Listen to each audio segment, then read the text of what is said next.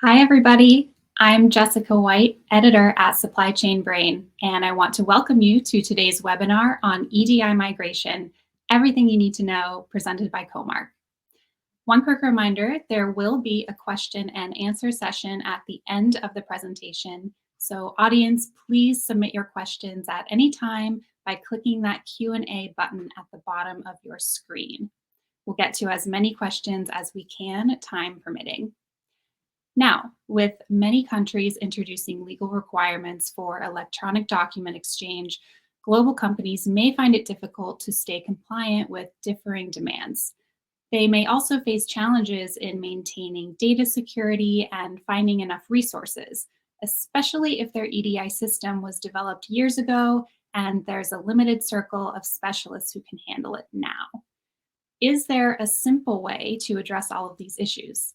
Well, fortunately, yes, and we will be getting to all of that today. With that, I would like to introduce our speakers for today's presentation.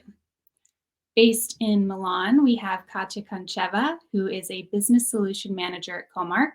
She has international experience in digitalization, and Katya is responsible for consulting EDI, master data management, and e-invoicing for multinationals, with a focus on the Italy market. Based in New York City, Joanna Dobrzyńska is also a business solution manager at Comarch. She works with retail and consumer good companies around the world, providing step-by-step advice on introducing digital transformation. Joanna offers guidance in understanding the true potential of technology for intelligent process automation and improved decision-making. Also based in New York City, we have Kenneth Taylor, a business development manager at Comarch. He is primarily responsible for the growth and success of Comarch's data exchange products in North America. He's passionate about e-invoicing and EDI because of their value in reducing complexity and cost for a company's data exchange. With that, here's Kenny. Good morning, everyone, or good afternoon, depending on where in the world you may be. First, I want to thank everyone for joining. I hope you find this webinar informative and you walk away with some helpful tips for changing your EDI. As Jessica said, my name is Kenneth Taylor, and I support primarily North American clients throughout their EDI journey. Before Joanna gets into the heart of the matter, I wanted to first start with a brief introduction to Comarch to demonstrate our experience and expertise in EDI. In case you're not familiar with Comarch, and to provide a little company background about us and our history as an introduction, Comarch was founded in 1993 by a university IT professor in beautiful Krakow, Poland. And over the past 29 years, we've implemented thousands of projects around the world and grown to over 7,000 employees and $400 million in annual revenue.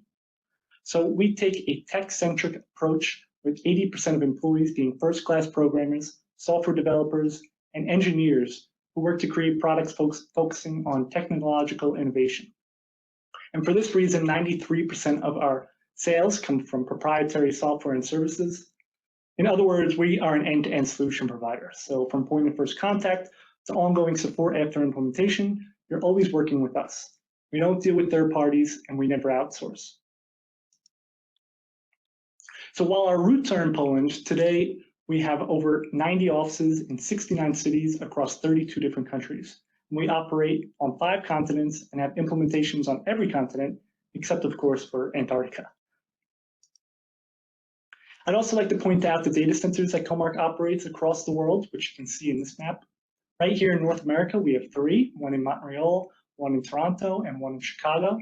And we're building a brand new state-of-the-art enterprise data center right outside of Phoenix in the technology corridor of Mesa, Arizona, where the likes of Google, Facebook, and Apple all have data centers as well. We're very excited for this location to open next month. Our products and services are not limited to just EDI or data exchange.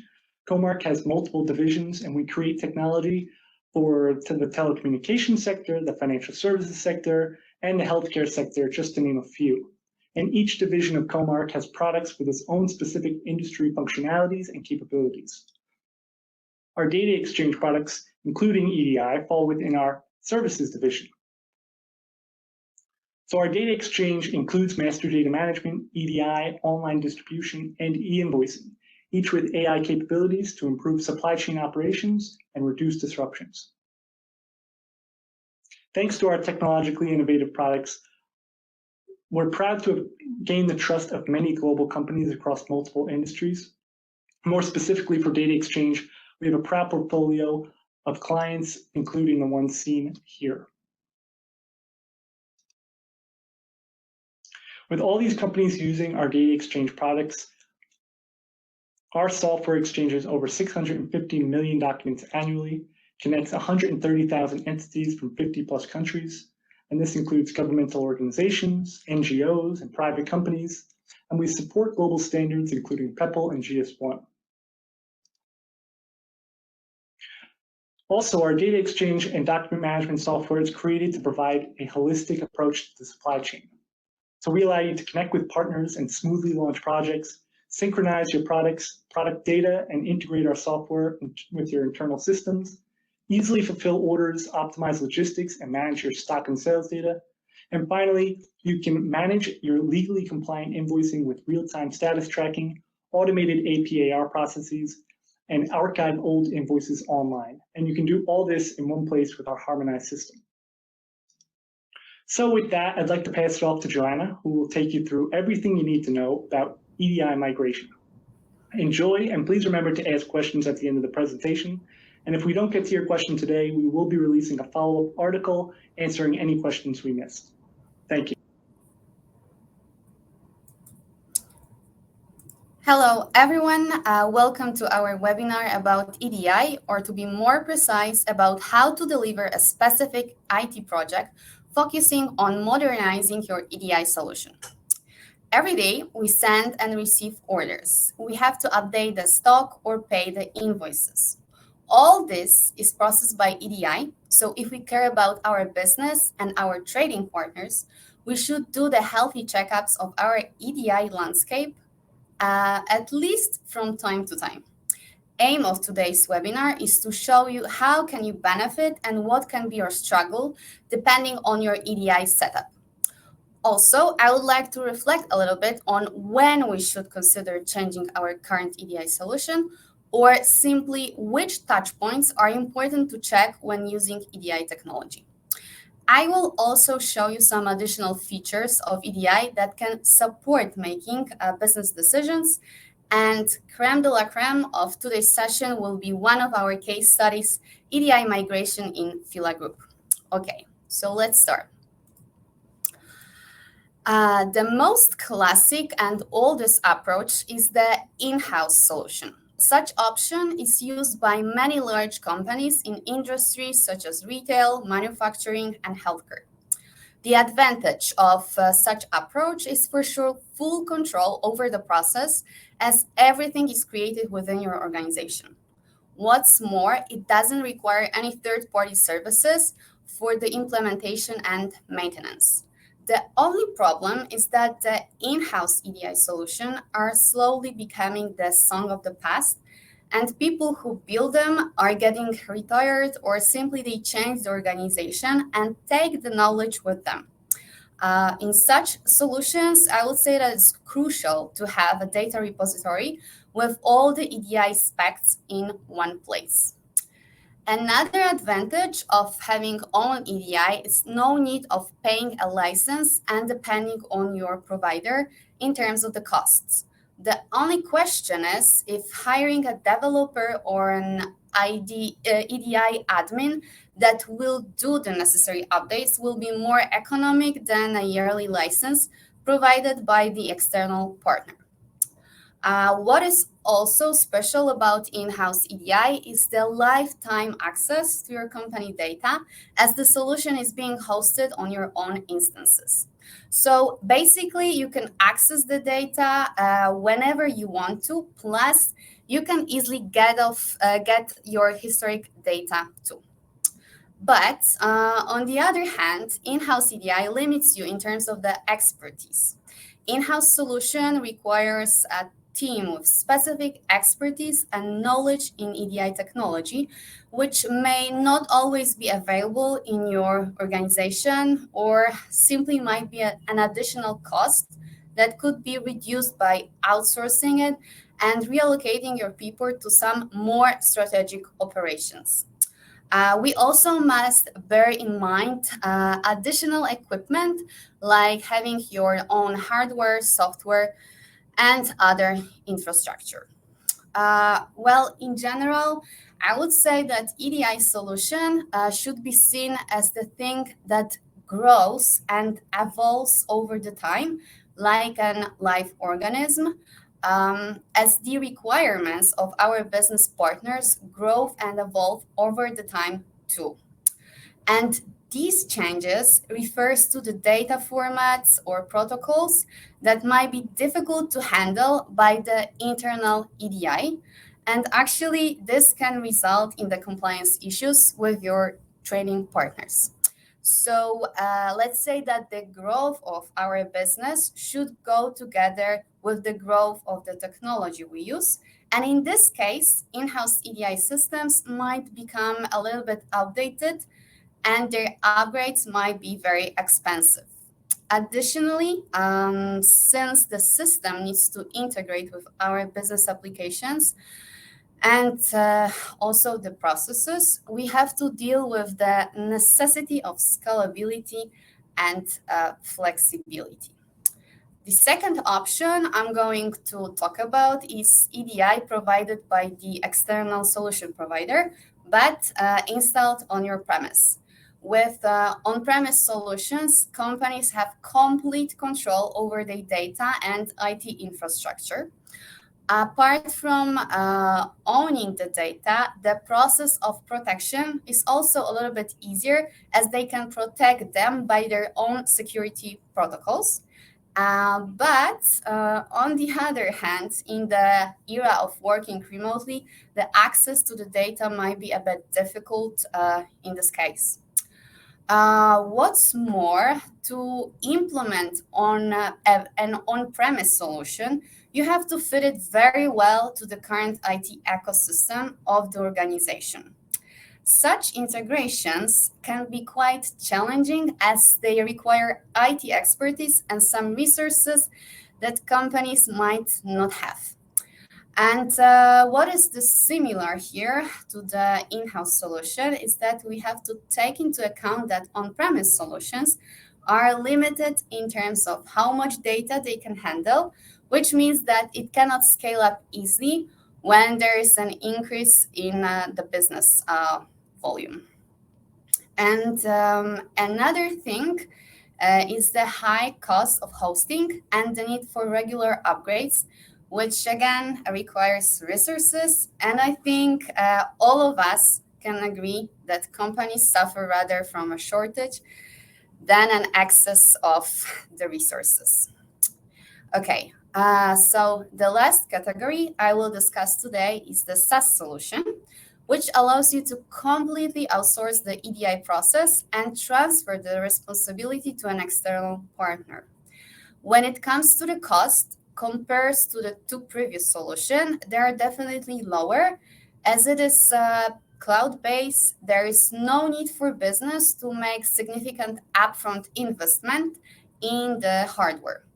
But instead, you have to pay a subscription fee that covers the cost of using the software and also the maintenance.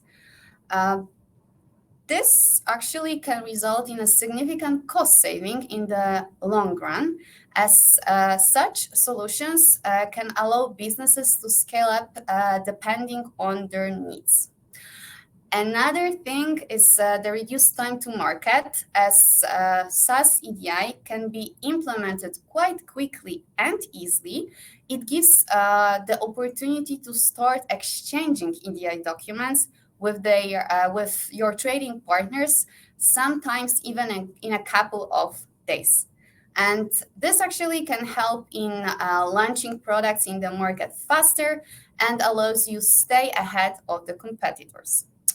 What's more, it also automates manual processes involved in EDI document exchange, which can definitely reduce the risk of errors and improve your efficiency. What is also very crucial from the business perspective is that it can free up resources that can be used to focus on other significant business tasks. The other aspect that is super important, and it's different when comparing with in-house or on-premise, is definitely better security. I would say that as offering high standards of security of your data is one of the musts of SaaS providers, that they are compete about it a lot. Believe it or not, we invest heavily in security measures to protect your data, as we know that it gives you greater peace of mind, knowing that your data is secure and protected from cyber attacks. On the other hand, integrating SaaS EDI with existing system can be challenging, especially if you want to do it via vendor's API and it does not align with your business infrastructure.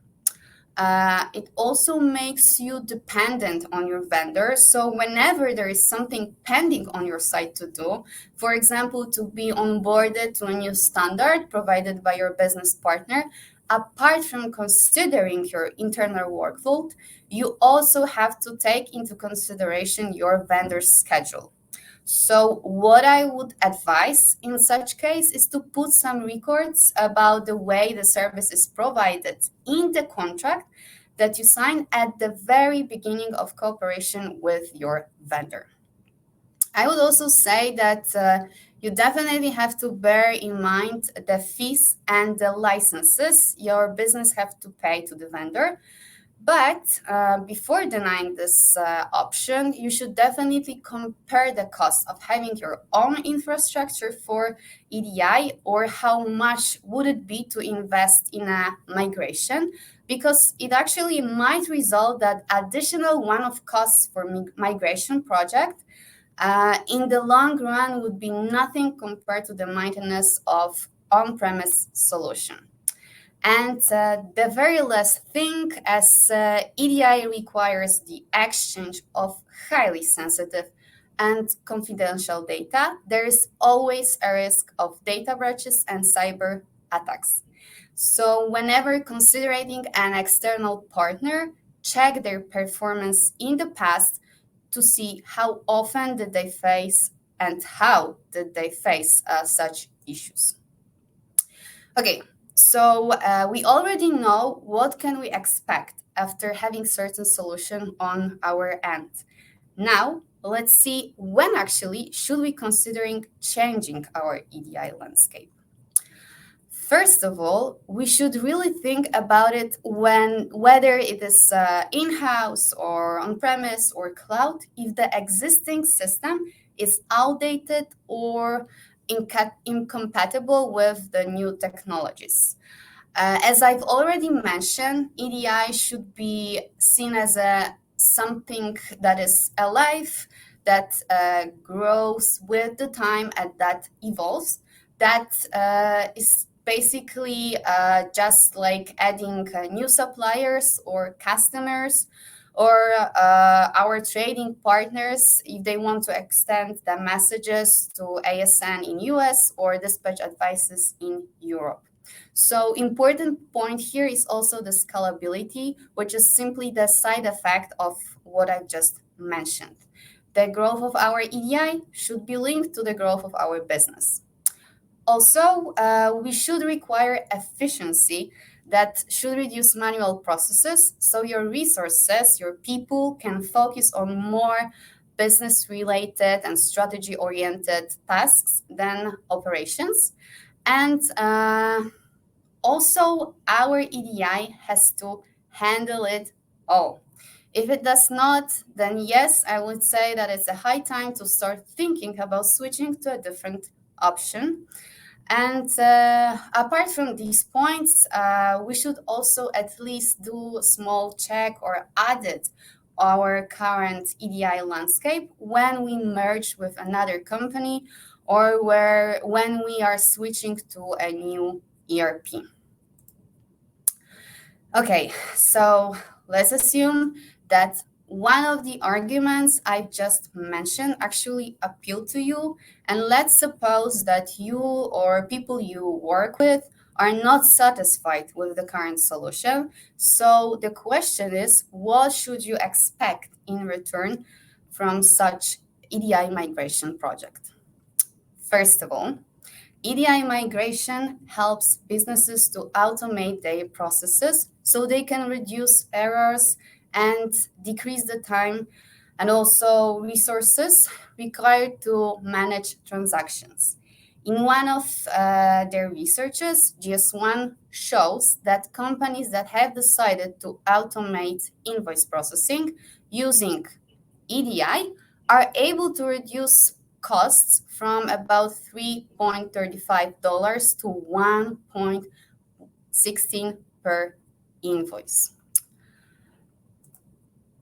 The new EDI should be above all a flexible solution, which means that it can adapt to a business changing needs and growth. The third point is that the key aspect of EDI migration, which, let's be honest, requires us to incur financial input, should result in cost reduction in a long term. And it really should be a significant reduction. So, for example, at least 61%, as in the statistics published by GS1. I would say that a modern EDI solution should reduce transactional costs, eliminate paper-based processes, and help businesses avoid inventory and other errors. As the main result we are looking for in such project is a significant save in the costs. The fourth point should be also seen in the improvement in relationship with our trading partners. So the new EDI solution should ensure that everyone is always on the same page and there are no miscommunication or misunderstandings.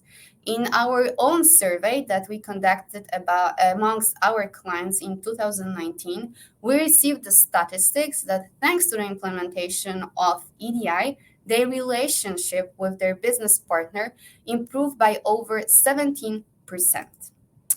Apart from that, an extremely important aspect is the guarantee of the compliance. A modern EDI solution should ensure compliance with industry standards and regulations, such as HIPAA in the United States or GDPR in Europe, but also it should consider the local invoicing requirements to protect our business from financial penalties and fines. And to be honest, I could go on forever, but the last important aspect of migration should be increased security. And this should be expressed by providing businesses with better control over their data and ensuring that the sensitive information is transmitted securely. Okay, so now I would like to present some specific functions that such modern EDI should offer. So first of all, a modern EDI shouldn't be just EDI. It should provide additional business values that comes from trading data the EDI exchanges. So for this purpose, we can actually use a separate module whose input data will come from our EDI. So the raw data can be visualized via different dashboards and reports, and they can be kind of a catalyst of the knowledge about our partners and the types of the messages we exchange with them. Actually, if we use direct EDI, tracking can be very often the only source of visualizing our EDI data. So an additional advantage is that it shows not only historical data, but also the real time, which actually can give us a very clear picture of the performance of our trading partners. And thanks to this, we can see how long the order delivery process takes from its submission, or how can we quickly be paid by our partners. And apart from showing the performance of the partners, tracking can also send us the errors notifications. So if there is something wrong with the document, sometimes we can see it even before the partner that has just sent us this message. And staying on the subject of onboarding and cooperation with our partners, I assume that not everyone represents a high level of the digitalization. So what to do in cases where we want to have a transparent EDI landscape and that all our business partners use one communication channel? Well, you can't tell them always to implement a full EDI solution for sure, but what can you definitely do is to invite them to use a web portal. So this is a very nice alternative solution for companies that do not have EDI, or they exchange a very limited type of messages, and extending them with the new ones would be associated with very high costs. So the logic behind such portal is very similar to what it is in an email box. So after logging into the portal, we can receive messages and we can also send them in a readable format, which is previously created based on a specific message template. So what's more, in order to connect a new user who will use this portal, we only need to get an email address, so they receive an activation link, and that's it. Apart from that, we can also upload our product catalog, which would make it easier in the future for your suppliers or for your clients to create responses to your orders, or also to create invoices. And at Comarch, we have a solution that uses intelligent business rules that can validate, that can enrich and exchange data without any use of paper. Another tool that will be especially useful during migration project, or when we want to extend our EDI communication with a new message, is a self-onboarding portal. This is the portal that is dedicated to your suppliers, or can be actually to any of your business partners. And its main task is to connect or obtain compliance status to your solution. So what is also cool about such portals is that very often can be customized and adjusted to your corporate design, so the user won't even spot that you are using some external provider. And of course, depending on the project, it can support you in collecting master data from your business partners, or even it can help you to test some specific standards or messages. Also, the other advantage of this type of solution is that you don't have to interact with suppliers who have to adapt to the new requirements. So such portal can actually provide more dynamics to the projects, and it can let you save a lot of time. It's also easier actually for your trading partner, as they can receive one link where they can enter anytime they want. So it gives them a lot of flexibility, and they can easily plan fulfilling your requirements according to their schedule. So yeah, and what's more, I would say that it also guarantees that they can access to the essential documents and training materials, which are always very crucial during such projects anytime they want to. And also, as for the financial aspect, If we have our EDI under control and if we really use it to communicate with our trading partners, it can also serve us as a lot of control in our financial condition. The question is like, how can we do it? So actually, it's very simple because only by having a real time and standardized data that is like error free, we can be in a full control over the flow of invoices in our company. Apart from that, we can check also how often and how fast are we being paid by a specific partner, which can lead us to a certain conclusion regarding our cooperation with them. And apart from that, if we are a multinational company with many subsidiaries all over the world, or if we cooperate at least with such companies, there is a great chance that in their country there is a mandatory invoicing.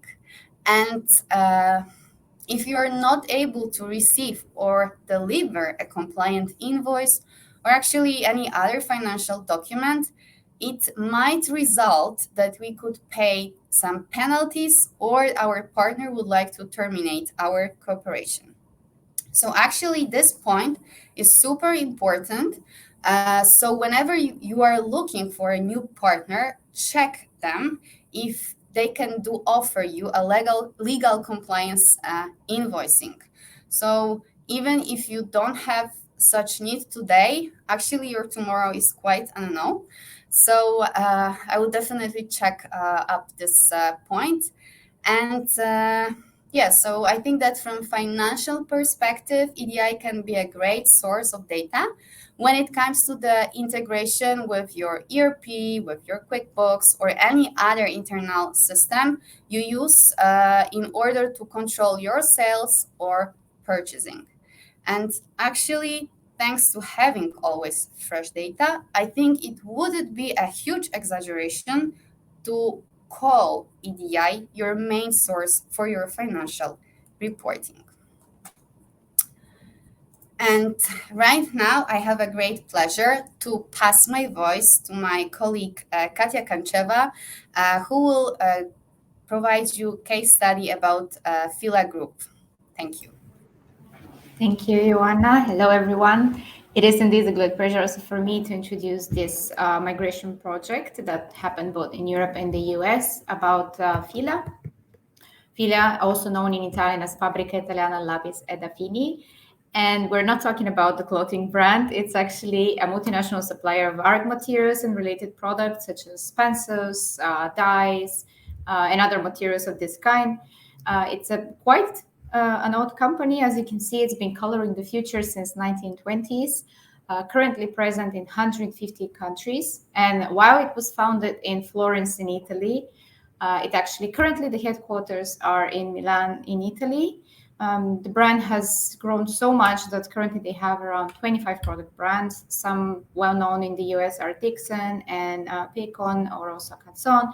And they have around 22 specialized factories and currently around 8,000 employees.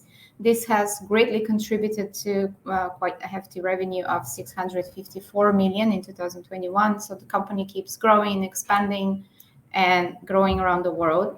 So how did that impact their project? Why are we working with them? We were really honored to start this project quite a few years ago. And exactly the geographical expansion, the growth, and the fact that they had to migrate quite a lot of ERP systems led them to us. And what we did is that we helped them go ahead with a global EDI migration project. This project was quite complex because of the geographical dispersion. So it happened both in Europe and also in the US, and it's currently growing also outside of these continents. And we're talking about two different EDI standards. So we have EDIFACT and ANSI X12 in the US, while EDIFACT is more popular in use in Europe. And it's the countries of the initial rollout, as you can see on this slide, we have Italy, we have France, we have Germany, Spain, Belgium, the Great Britain, and also the US. And our project keeps expanding. So what happened is that initially we had to do mapping for around 28 EDI messages. So that's quite complex. And as you can see from this, as I told you, they were done in 2 different formats. So it was quite hefty. And this was for around 200 partners. And these 200 partners and the 28 mappings brought us to over 700 relations, actually almost 800 ATI relations in the past couple of years. With the growing relations, the growing traffic of partners, this actually led to overall yearly exchange documents of around 1 million documents per year. And this actually keeps growing, not just because of the ADI relations, but also because of e-invoicing regulations. So Asha did tell you, Joanna told you earlier about the fact that there's quite a lot happening and keeps happening and will happen in the future. So this kind of brought this project ahead, not just with a focus on ADI, but also with the focus on legal invoicing. So what tools did we give them as a disposition? Apart from the classic ADI, the migration process and helping them with all the implementation due to the complexity of the project, we also gave them the web tracker application, the one that was mentioned earlier, to help them track and monitor their relations, their business activities, KPIs, and everything else that we mentioned. But we also gave them an e-archive. So we gave them 2 different types of archives. One is to store the EDI messages for a time needed by them. So if they want for 10 or even more years, they can do that. So all the EDI relations with their partners. However, since, as you can see, the project started rollout with Italy. Italy has very complex legal invoicing process with middle system tax authority, where all the invoices have to be processed there. So apart from the project extending to that, the legal e-archive is very specific. So we gave them, and we specifically adapted the archives for their needs so that they can manage and cover all the legal requirements in the country. And this is something that would be equivalent for every other country that would enter a new type of invoicing regulations. Apart from this, we also gave them web ADI for non-integrated messages with their ERP, so it was quite different. So this is more or less the scope of the project. So let's see some of the challenges that they faced and we faced together. Here are some of the most crucial ones. I said earlier, it was a project that happened on different time zones. So we had both Europe and the US, and even in Europe, time zone varies, same in the US. So it was quite challenging to manage not just dispersed people across the globe in terms of employees of FILA, but also the people who are responsible for implementation and also for the project management. And on top of this, there were such quiet requirements, such as, for example, the fact that we had to not only integrate 2 different formats, do a lot of mappings at the same time, but also we had to cover the rollout of the project simultaneously. So how did we do that? We have quite good synergy of our project management team. So they are very experienced in support of different time zone projects already from other projects that we have. Hence, they managed to give the dedicated support and to have a smooth rollout. Another challenge was kind of related to the outdated documentation. So, of course, with having different ERP systems, having different type of ADI, we saw earlier there's the classic ADI, which was in the past more often seen on premise, but then also now we have the SaaS one. Then we have different ERP systems. We have different partners with different IT maturity. Hence, very often this could result in documentation loss or not having existed at all. When it comes to then invoicing, it's something completely new. So it really, that was quite a challenge. And this is very often it happens. And there is no internal repository. However, despite the fact, it was a good challenge in the sense that we helped create this documentation. So the project was a lot of effort, but it gives also the opportunity for both FILA and for us to create documentation and not to have anything lost and to have a good repository. Of course, business continuity during the project is very important. Not only the time zone, but there's like a lot of messages involved, and the business continuity, both for the partners and like the daily operations is important. So there had to be very smooth rollout. This was, of course, with the help of a project management team that had good communication. There were a lot of steer calls, a lot of meetings, people that were responsible for the different parts, in order to ensure that they can plan their operations well. So if something has to change from one ERP and we're changing something on their supply chain process, it was very important to ensure that there were no issues. And different methodology of communication channels. Why? Because some countries, some regions, they use different type of communication channels. And for example, in the US, it's quite often needed to have a WAN connection and mailbox. So we had to do that. And for some partners, they could use more than one communication channel. So maybe some used SFTP, but then also they needed a WAN connection or email box, depending on the message or the process. And of course, last but not least is the onboarding process. We do offer various tools, but in such a complex project, I think it's very crucial that we help our clients and their business partners have smooth onboarding, smooth communication between them, and helping them track the processes and give them guidance throughout the project. So not only do we have a lot of project managers involved, like one main, but also others helping for the different time zones, but also we provided Jira ticketing system to help, dedicated one specifically for FILA, where they would receive everything directly in their email, and they could answer that email, and then we would manage through Jira.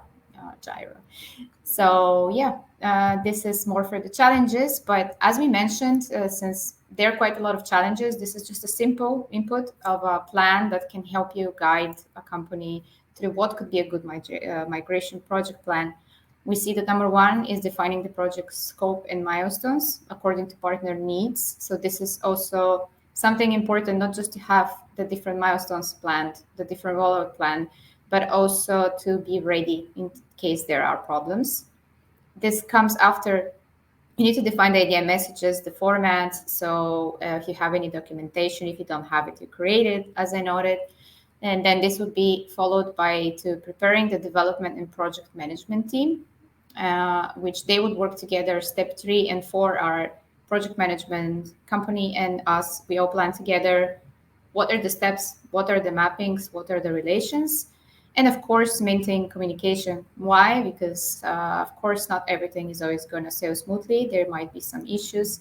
There is need for, last but not least point, ongoing analysis and starting of development, follow-ups, hypercare, and all that. So as we spoke, we saw the challenges, we saw the project scope, we saw what could be some of the steps to ensure a good migration project. So what are the benefits that FILA saw from working with us?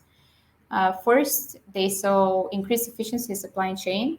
Why? Because having a good EDI project, when everything is automated, everything is on cloud, you have tracking systems, mappings done, direct communication with partners, you save yourself a lot of time. You have better streamlined workflows between the different departments.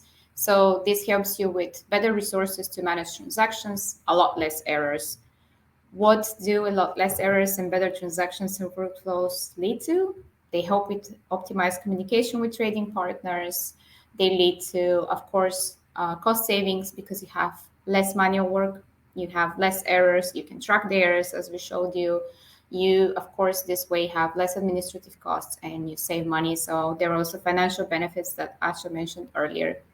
So what else? These are just some of the benefits we note, and these really helps, of course, the communication between partners. So FILA could optimize all the relations because we talked about different geographical locations.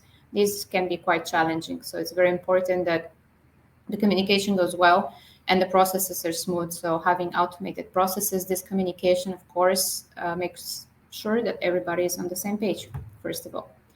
And the last point, having a compliant solution with global and local standards, it's important because in Europe, everybody requires EDIFACT. So if you're a producer, you work with a lot of retailers, and sometimes retailers would push a lot for certain formats, for their own formats. So you have to adapt a lot. So we helped FILA adapt to all the requirements from the different retailers and partners they were working with, both in US and Europe in terms of EDIFACT and X12. And also to be compliant with standards such as the Italian invoicing standards and regulations. This, of course, is further growing because I know that this project is for both in Germany, Spain, France, all these countries. Some of them have already new invoicing regulations. Some will be coming in the future. So this is something that highly would impact the project, that we are first aware and we know how to help our clients, but also that we are fully compliant and it will be no issue for them. So with this, I'm leaving now to the next session where we can have some time for some Q&A and we can discuss your questions. Thank you. Thank you so much, Katya and Joanna, for that really informative presentation. It looks like we do have some time for audience questions. I'm going to jump around, try to get to a couple here, but I do want to remind you that if we don't get to your question, they will be answered offline, so don't worry about that. First question, let me ask you, Joanna, what is the typical timeline if I want to outsource or change my EDI provider? Okay, so, well, the timeline actually, the timeline to change an EDI solution can vary depending on several factors. And these factors can be the complexity of the current solution, the complexity of the chosen new solution, also the volume of the trading partners and transactions are very important. We also should consider data mapping and testing requirements that Katya has just mentioned in the FILA project. And finally, we should also take into consideration the resources available to manage the project. So, but answering to your question, I think that typically the process can take from a few weeks to several months, depending on the mentioned factors. Okay, so let's go to Katya. I loved hearing that case study on FILA, so I like this question. How exactly did the FILA project management team help to cope with the time difference between the continents? Oh, well, that was it was quite tough. I know some of the project management team. I work with them on a daily basis, especially the main project management. And what happened is that, especially when we reached a lot of the migration part in the US, there was a lot of support. There was some time sacrificing, but of course it's needed because it's very important to me. The client needs to find the right balance between everybody's time.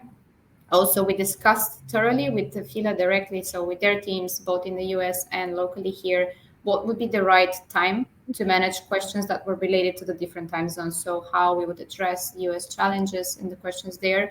So apart from the Jira ticketing system that really helped to track the issues, where we have SLAs clearly defined.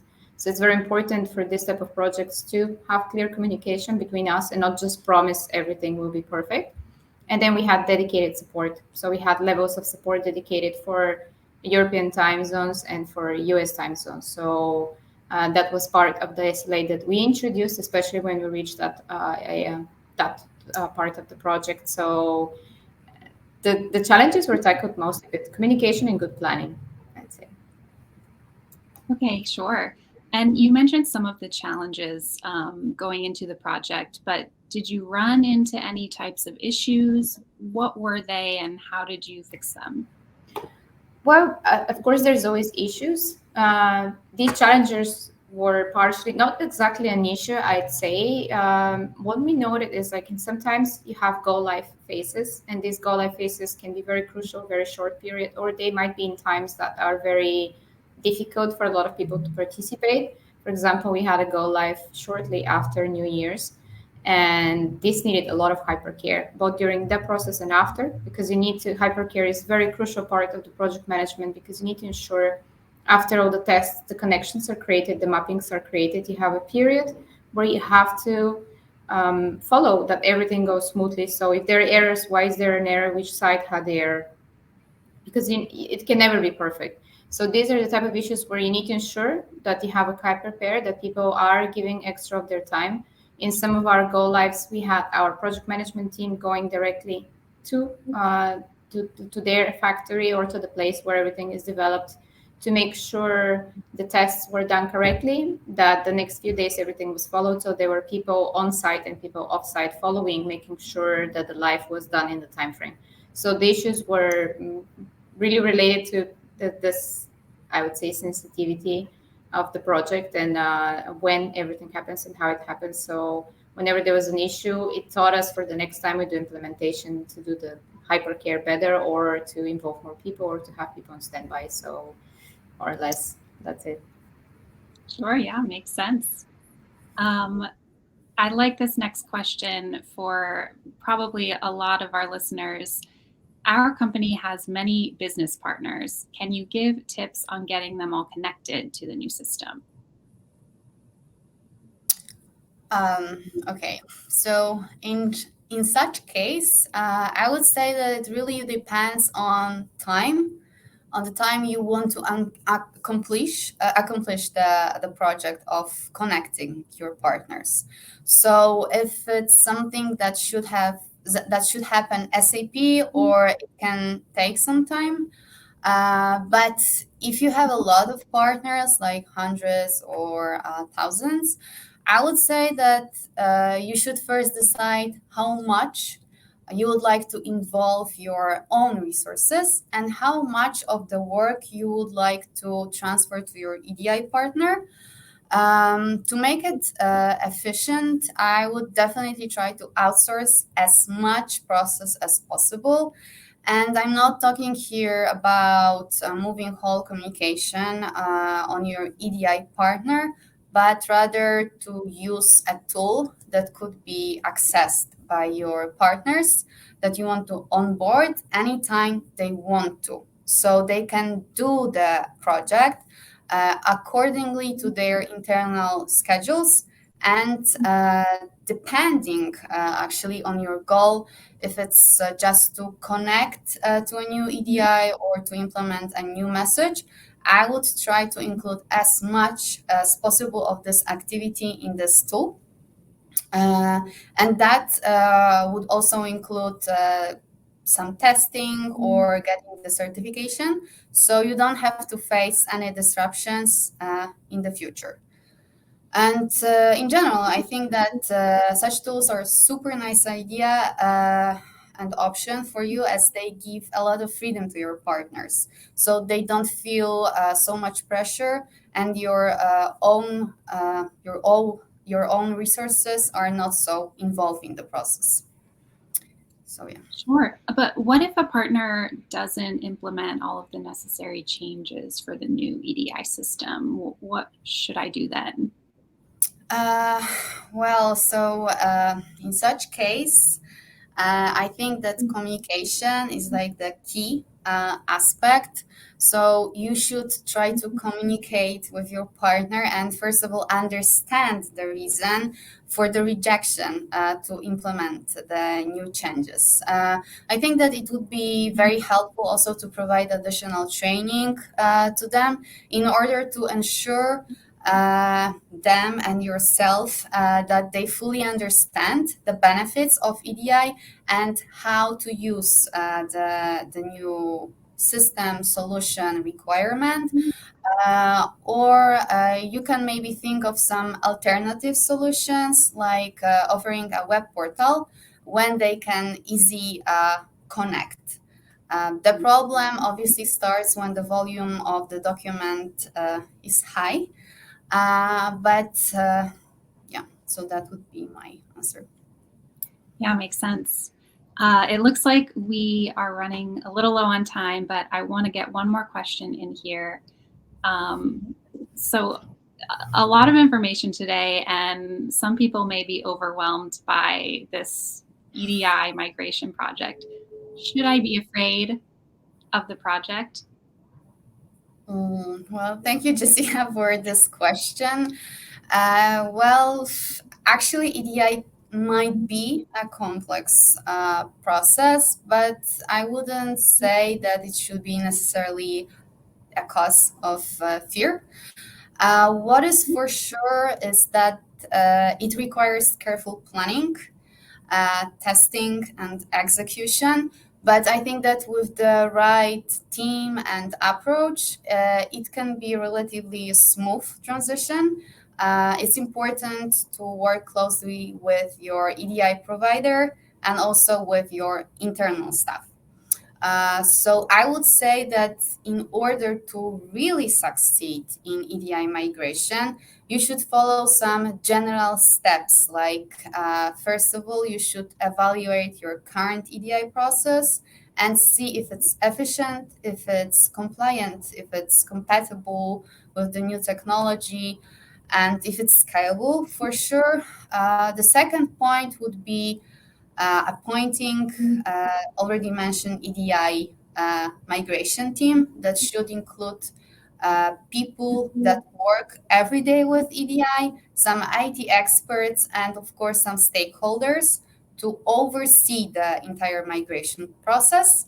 After that, we should focus on planning our strategy that includes timeline, budget, resources, and potential risks.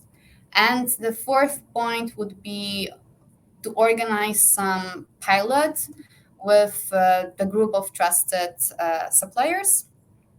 And of course, and probably I should have mentioned at the very beginning, you should choose the right EDI provider that will, let's say, fulfill your expectations and have an experience in your industry and geography. So I believe that's everything. Those are some great steps our audience can take moving forward. So thank you so much. And I want to thank all of our fantastic speakers from today, Kenneth, Joanna, and Katya. Thanks so much for the education and advice. And thank you, audience, for listening in and for all of your great questions. So you're looking now at some really valuable resources to continue this topic, dive a bit deeper. You can read about all the steps we talked about today for EDI migration by scanning this QR code and downloading a white paper. Or if your company is thinking about changing and wants to chat, you can reach out to Kenneth or Joanna, and their information is here on the screen. So grab that, take a screenshot, get the QR code, and thanks again, audience. Have a great day.